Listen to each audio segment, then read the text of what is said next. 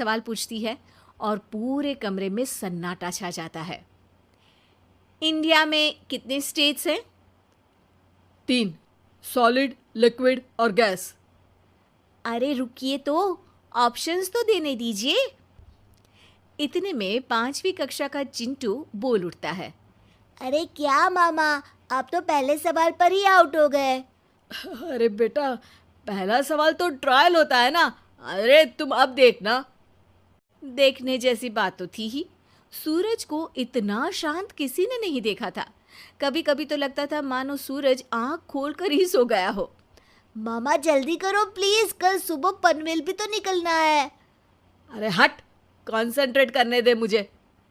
3 सवाल में 3 लाइफलाइन खत्म हो चुकी थी और अब चौथे सवाल पर भी सूरज का मौन नहीं टूटा।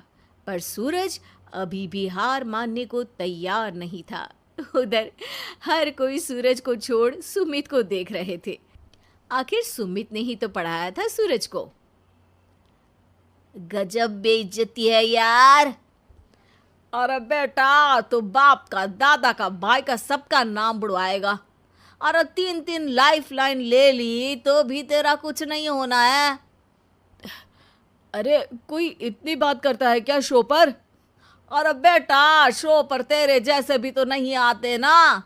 सूरज की ये जंग आखिर 1 घंटे बाद 5वें सवाल पर खत्म हो गई, जब उसने इंडिया के नेशनल बर्ड का नाम कहा, कौवा।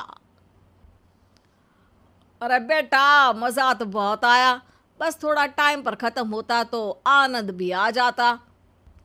ताने बारिश के बूंदों की तरह बरस रहे थे और सूरज को भी समझ आ रहा था कि ये करोड़पति बनना शायद उसके बस के बाहर की बात है। पर वो आखिर ये बात मान कैसे लेता? वो सख्त लौंडा जो ठहरा, उसने सोचा कि बेइज्जती तो हो ही चुकी है, पर अगर मैं हार नहीं मानूं तो शायद कुछ हो सकता है। शिखा, तुम देखना, असली शो में आग लगा दूंगा, आग। करोड़पति बनूंगा मैं। हाँ, सब्जियां खत्म हो गई है घर पे, ले आओ। पहले पति बन जाओ, फिर करोड़पति बनना।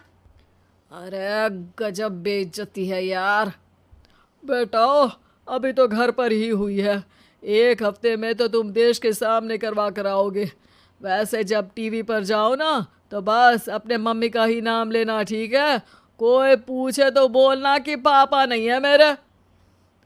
अरे पढ़ाई की, पेपर निकलवाए, इतने सारे लोगों को खाना खिलवाया, क्या फ़र्क पड़ा? इसीलिए मैं कहता हूँ कि मेहनत तो गधा भी करता है, घर बैठे जो कमाए वही सिकंदर। लेकिन मामा, गधे भी जानते हैं कि हमारा राष्ट्रीय पक्षी मोर है।